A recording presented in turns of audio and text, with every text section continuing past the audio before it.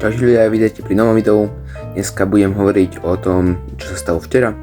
Včera som dal na storku toto. A dal to môj kamarát, alebo skôr bratranec Šimon Jandlacký na storku.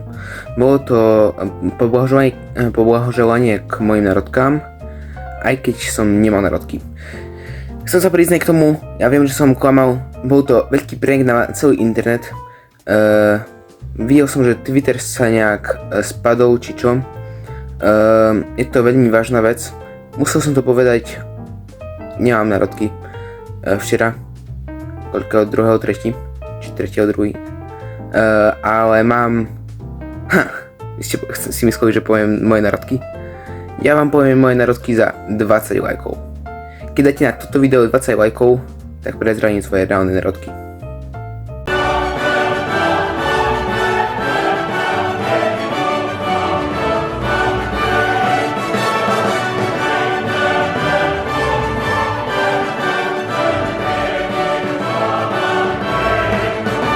Ďakujem, že ste to pozerali do konca, prajem vám pekný zvyšok dňa a dovidenia.